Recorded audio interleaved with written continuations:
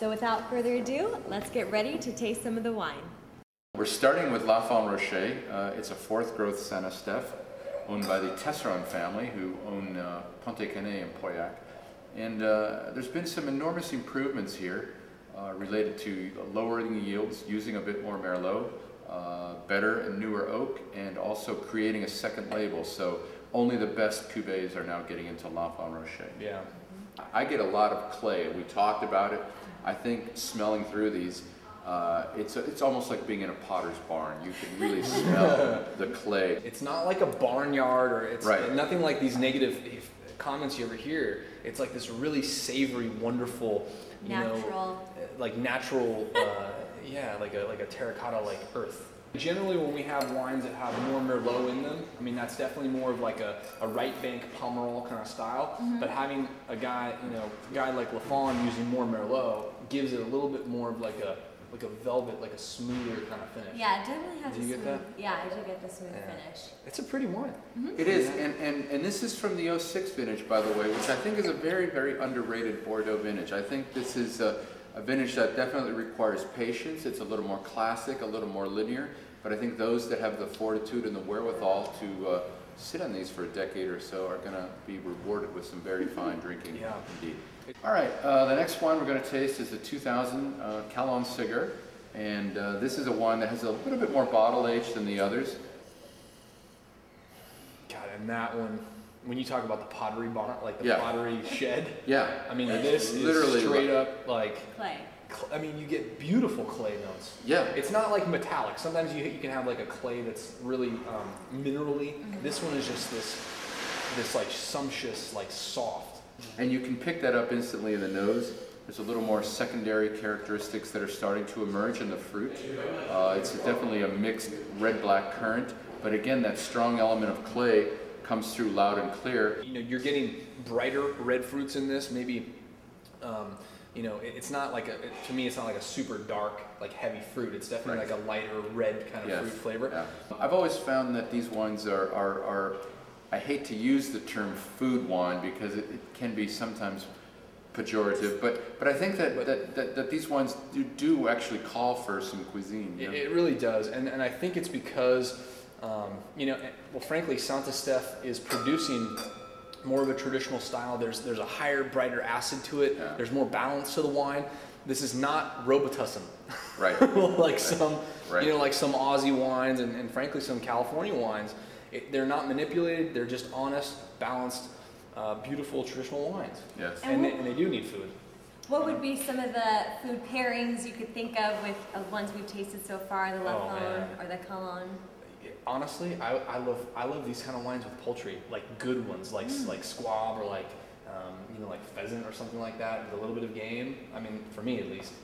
Moving on, Chateau Montrose, which is an 05, a Parker blockbuster. The color is a little bit darker. You can see that one had some age on it. Yeah. So you're getting into a deeper, more of a garnet ruby. We're coming in some real darker characteristics, but really intriguing to me. I mean, this is still a bright, happy wine. When you kind of get in there with the nose. Oh, I like that one. Can you feel it kind of getting a little darker? Yeah. Yeah, you definitely.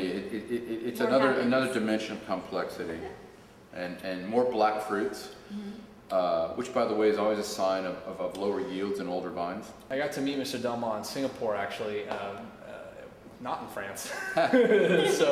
But what's neat about his style and what Jean Delmont has brought to the other chateaus, Le Mission, Haut-Brion, and Haut-Brion, is a real philosophy in the vineyard of creating the best fruit you can during the growing season, because amazing ripeness and quality and balance doesn't happen just in the last 2 weeks before harvest when it's really warm. This is happening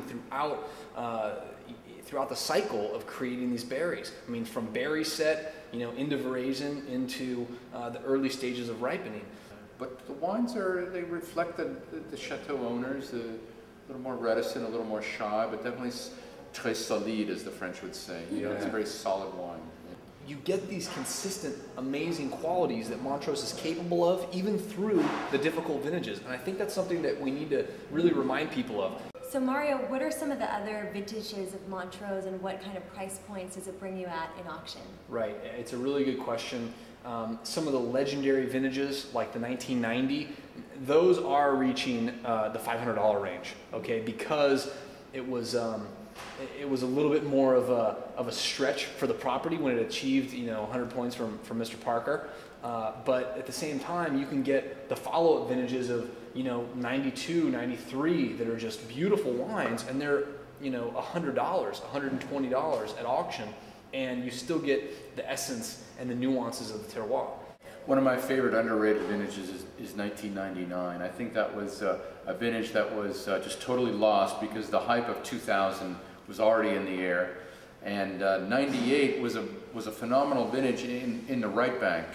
So people were buying a lot of Bordeaux from Saint-Emilion on Pomerol, right. But then they knew 2000 was on the horizon, so 99 kind of got lost in the shuffle, and I would encourage anyone who's watching this to look out and be on the lookout for 1999 Bordeaux, particularly ones like Montrose that are pretty consistent. Yeah. You can pick those up at a pretty good price. So the next wine we're going to taste now is the 05 Costas Tournelle. I think what I'm going to discover here is that we're moving into Pauillac. And I can already smell it on the nose. I'm getting a little bit more of that lead pencil. Not so much of the clay, it's still there, but it's more, we're moving into lead pencil world because Cos absolutely is right next to Lafite. So it is. You're combining the best of Saint-Estephe with the best of Pauillac, and it's really a magnificent treat. And you can really see that Pauillac, a little bit of the transition that you would expect later in Mouton and Lafite, and Latour, quite frankly, is you get these darker aromas. And the wine we're tasting today is a very lauded, one of their greatest vintages. 98 Parker points. It's 98 points from Robert Parker. But I mean, let's get into it. I mean, taste the layers that we're getting on this wine.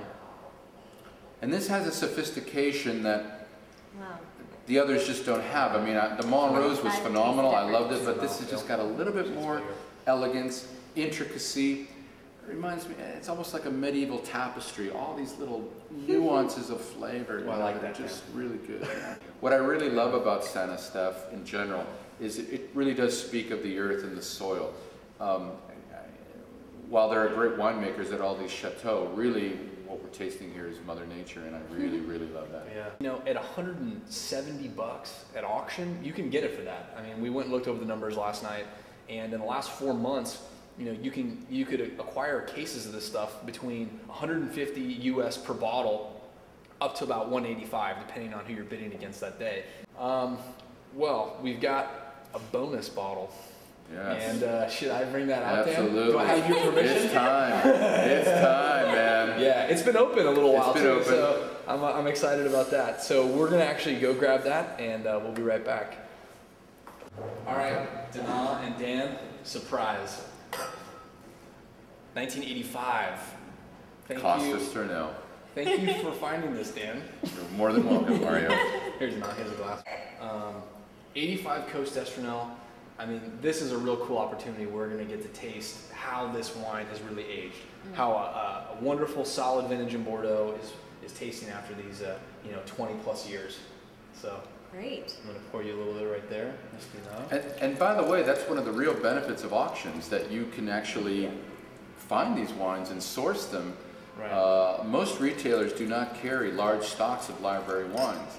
At Spectrum, we're committed to bringing some of the older vintages to bear, and you can pick these up, and often at incredibly advantageous pricing.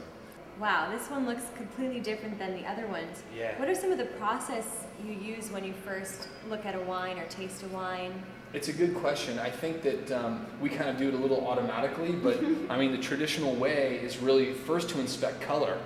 And when we look at this wine, look at that beautiful bricking that's starting to happen. It's not... but it's still got a really strong meniscus. It's not getting fading at all. It's not getting faded at all, but it just has this slightly like ruddier kind of hue to it, And over time, I mean, this wine's, how old is this wine? This wine's 25 years old. Yeah. I mean, and the color being that... Color is magnificent. That magnificent, and garnet is wonderful. The bouquet is fantastic. Yeah, You're developing all sorts of secondary and tertiary aromas, but at heart is still that clay. You can still smell that clay soil. Yeah. And it's just phenomenal. Beautiful. I like to swirl it because it aerates the wine and brings the aromatics up. The exciting thing about being in the auction scene as a collector and a buyer is that you can source wines like this, and I think that the 85 right now is selling for around 160 to 185 on the high. This wine is ready to be enjoyed. And this is the thing, is it's been laid down for 25 years and it's just speaking right now, like so beautifully. Yes. And that's the thing, is that you can really get these types of wines, you know, by the case quantity, and they're ready to drink. What are some of the other vintages of Cost that you've tasted that you feel are ready to drink? The 80s was a remarkable decade for Bordeaux. You had 82, 85, 86, 89, 88 were all 4 or 5 star vintages. 81 and 83 were still great vintages, solid B plus type vintages. The 90s are a little bit more disparate. You have 90, 95, 96. I spoke to 99. Mm-hmm. So there's a lot of great vintages out there, and the beauty of Saint-Estephe as a whole is that the wines tend to age pretty well anyway. Right. Thank you, Dan and Mario. This has been very informative, and I'm sure the people are watching are very thankful that you have brought your expertise to the table. How would they go about getting these bottles? Well, Spectrum has an ongoing series of internet auctions. They happen twice a month. The wines of Saint-Estephe, not just these, but many more, tend to show up quite often. So you can log on and bid there. If you have any questions, you can call me at Spectrum. And Mario, you can tell us more about the live auction. Right, and that's what's neat about what we're doing right now, is that we have the internet auctions going twice a month, and then our next live auction is going to be on September 24th here in California. Dan will be here in California, and I'll be in Hong Kong simultaneously on the 25th on Hong Kong side, and we'll be doing the live auction there with some of these wines, a lot of great wines. So we'd love for everyone to go on to spectrumwine.com and register, get a catalog, and you know, kind of stay in the loop with us. Great, thank you gentlemen so much. Thank you, Dina. Thank you, Dina. You're welcome. Well, that concludes our wine tasting journey through the Saint-Estephe region. Thank you to Dan and Mario for lending their expertise and personal experience to Spectrum Wine TV. And don't forget to check out our August internet-only auctions, which will feature the wines shown today along with many more at spectrumwineauctions.com. Thanks for watching another episode of Spectrum Wine TV. We'll see you next time.